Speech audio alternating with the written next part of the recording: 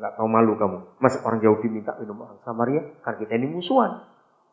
Jawab Yesus kepadanya, jikalau engkau tahu tentang karunia Tuhan, dan siapakah dia yang berkata kepadamu, berilah aku minum, niscaya engkau telah meminta kepadanya air, ternyata enggak dikasih, lalu saudara nawari orang itu. Kalau kamu tahu, kamu ngomong kepada siapa, aku akan beri kamu air gratis. Namanya air hidup. Kira-kira ini ngeledek enggak? Sepejauh ini ngeledek enggak?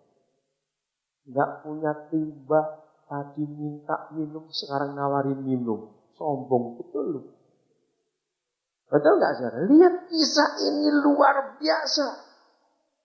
Terus ayat yang ke-11 belum selesai. Kata perempuan itu kepada Yesus, Tuhan, engkau tidak punya timba dan sumur ini amat dalam. Dari manakah engkau memperoleh air hidup itu? Saudara, ada keanehan. Tradisi mereka pada zaman itu karena panas dan tidak ada mobil, nggak ada payung, nggak ada tempat teduh. Tidak ada orang ngambil air itu tengah hari. Mereka ngambil air cuma 2 kali sehari. Pagi betul, atau sore ketika matahari mulai terbenam. Jadi kalau ada orang, apalagi perempuan. Ingat kisah-kisah perjanjian lama? Ketika Eliezer ketemu Ribka, itu mereka kalau ambil air biasanya segerombolan, sesama teman. Biasa bukan? Perempuan suka ngomongin orang. Maaf saya ngomong sambil jalan cari air. Apa saja gitu biasa bukan? Maaf jangan tersinggung dulu. Saya cuma ngomong ini. Nah ini kok aneh. Sudah tengah hari ambil air. Enggak mungkin. Terus sendirian lagi. Mana teman-temannya? Jadi ini enggak wajar. Yesus tahu. Saya ulangi lagi.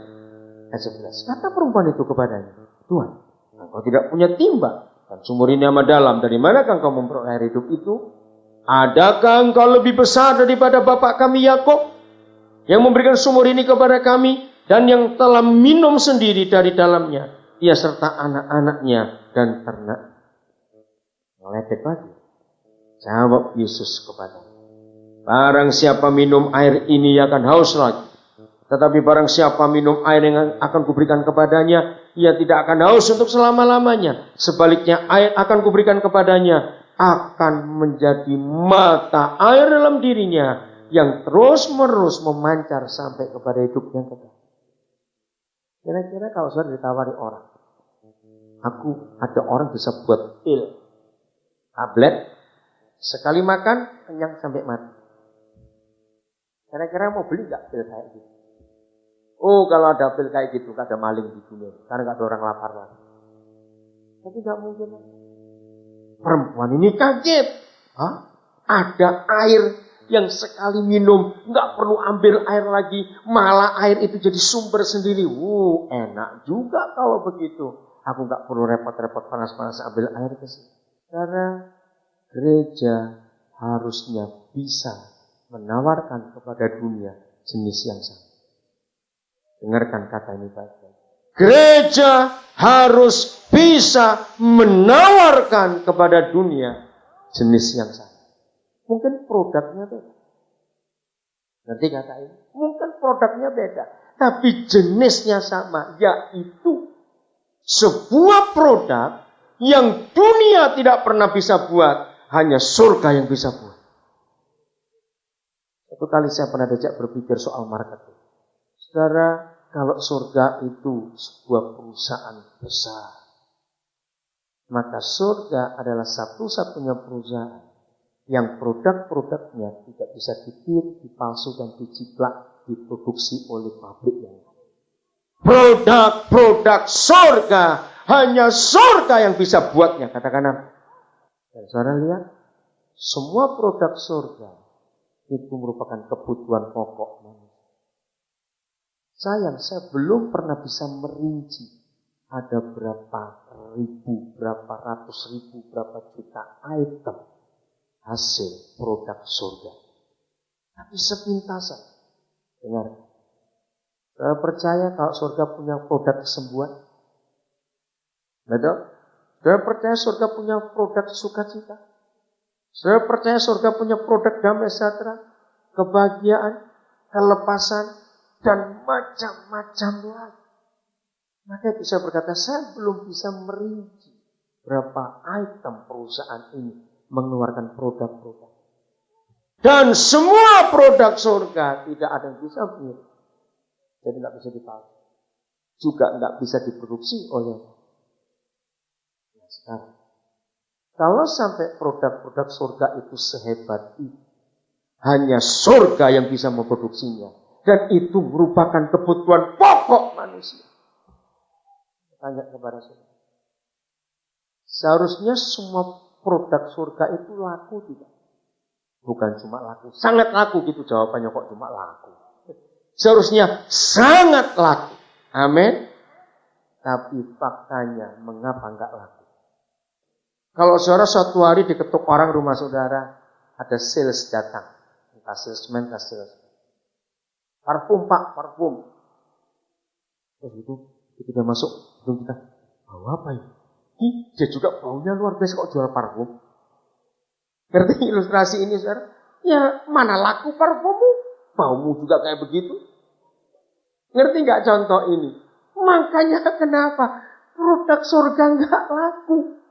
Yang lebih celaka lagi ini produk gratis. Sampai nggak laku padahal ini produk kebutuhan pokok manusia. Maka jawabannya marketingnya yang baik. Saudara, ada yang nggak beres dalam hidup ini. Maka itu lagi sekali. Bukan cuma kita yang butuh Tuhan, tapi dia memerlukan Tuhan untuk menjadi sales Injil di dunia ini. Yang produk-produknya sangat dibutuhkan oleh orang. Kita harus jadi ahli marketing yang hebat. Kita harus menawarkan kepada dunia yang mereka butuhkan. Inilah yang Tuhan mau dalam hidup kita. Sehingga kasih Tuhan itu dinyatakan. Izinkan saya membaca beberapa SMS. Minggu lalu, dalam perjalanan saya dari Nabire ke Gorontalo, karena ada anak yang menikah di sana. Saya nikahkan anak hari Rabu di Gorontalo. Maka saya berangkat hari Selasa dari Nabire. Hari Kamis saya mesti ke Manado. Karena saya mesti melamar anak orang. Di satu kampung namanya Minanga. Di Belang sana. Saya belum pernah ke kampung itu. Baru pertama kali. Hampir 4 jam naik mobil dari Manado. Ketemu keluarga di sana. Saya minang anak. Nah anak laki saya itu bukan orang Kristen tadi. Tahun 2003 yang lalu waktu saya di satu kampung namanya Barong Tongkok. Di Kutai. Di rumah seorang gembala saya lagi makan siang. Tiba-tiba saya lihat anak ini sebagai tukang batu sedang kerja membangun pagar. Sambil saya makan siang, Roh Kudus bicara kepada saya tentang orang itu, tukang itu.